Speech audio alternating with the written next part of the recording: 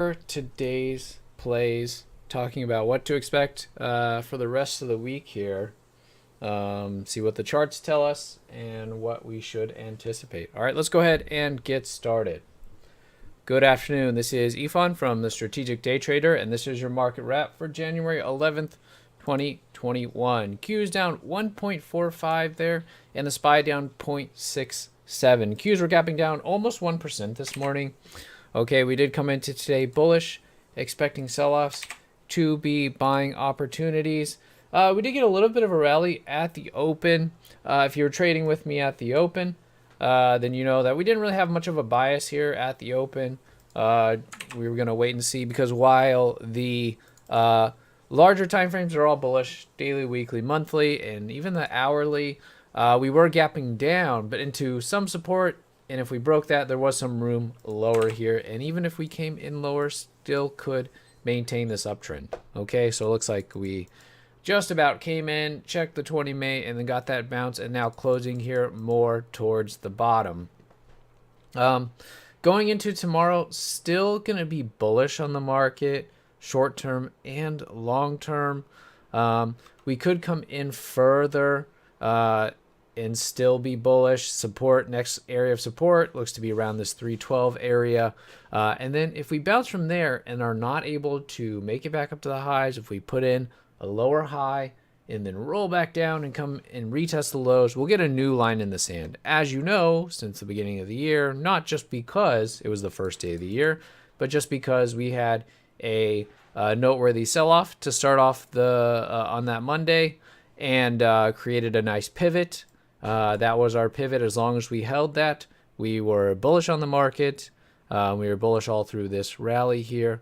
So we'll need a new kind of line in the sand here. You can see the support that was defined by these retests down here, by the initial sell-off.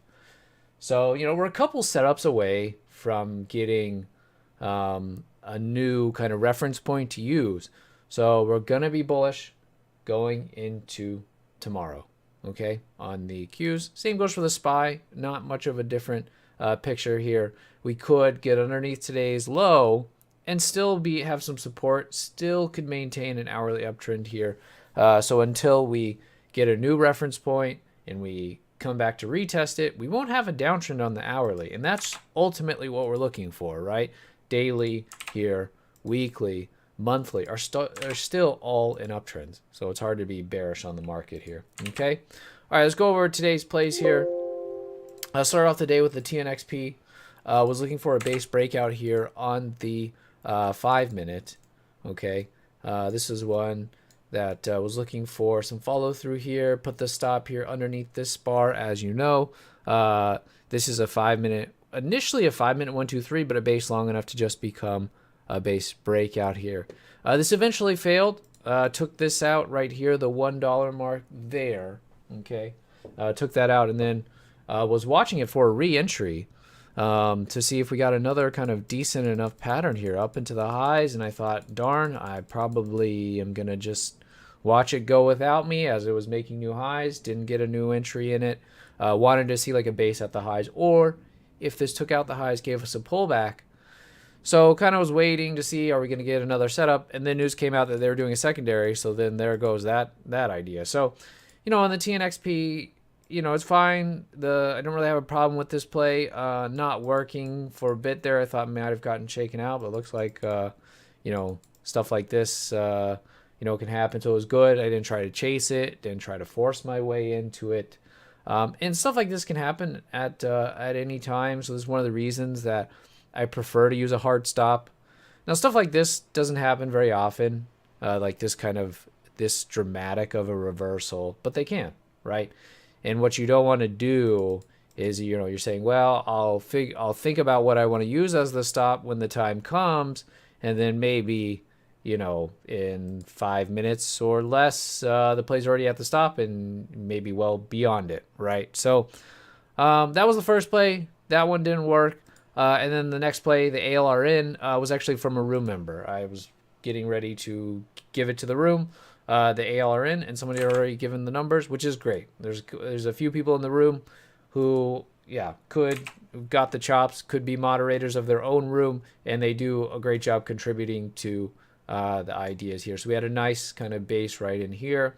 20 MA curling up underneath, right, and then breaks above. Got a little shaky there, but if you're using this as the stop, or even this as the stop, should have been able to stick with it here into the end of the day as it closed. So not a huge play here.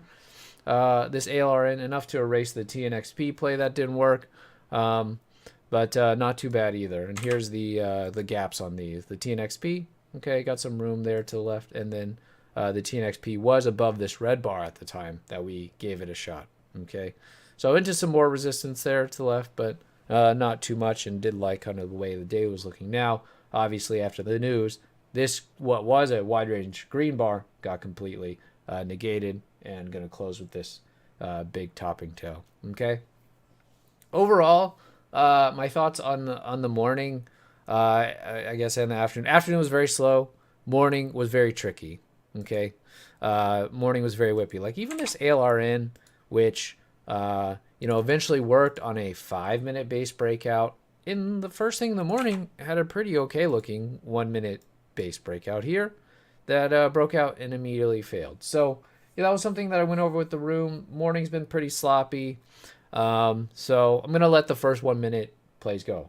Okay. I even said, I'm going to start on the 2. Okay. I'm going to wait for 2-minute plays to set up. And that's how we're going to start. Okay. And so, seeing a lot of that, a lot of good stuff showing up at least last week in the afternoon after a sloppy morning. So that was the adjustment I made into today. I think it was the right thing to do. We saw a lot of, 1-minute plays in the morning, set up, trigger, and fail. And a lot of this stuff, you got to be careful too. You can look at the daily and see that they typically run thin, even though today they might put in more volume. I mean, there's a lot of stuff like this. I think there's just, like something like this, even though today it's going to do 1.4 million. On these days, it was doing 100,000, even shy of 100,000 shares. They're probably not going to be that playable, even though on the day, this day, it's, putting in a lot more. Okay, so that's something that has been a unique challenge the last month or so. So you just got to be careful with that. Sometimes you look at the current daily volume or even the average volume, and it might tell you that this thing does like 1 million shares or more. But in fact, on most days, it's pretty whippy. And usually these things, even though on the day it's pretty liquid, it's still going to be pretty whippy and sloppy. Okay, so just make sure you're aware of that. And for the most part, anything that's done, like something like this, in the past month, a lot of days under 300,000 shares, I'm pretty much I'm just going to pass on it. Okay, let it go and not get involved. Okay, that's the approach I'm taking. We have earnings season coming up in about a week. End of the week is kind of the official start. Okay, so looking forward to that. If we end up, having a slower week in the lead up to that, I think that's completely normal. That's fine. Okay. All right. Hope you did well today. We will be back at it tomorrow. All right. Still bullish on the market. We'll see if we get some kind of reference point here into this week, where support is, if the hourly wants to maintain the uptrend. All right. That's what we'll be looking for. Have a good rest of the day.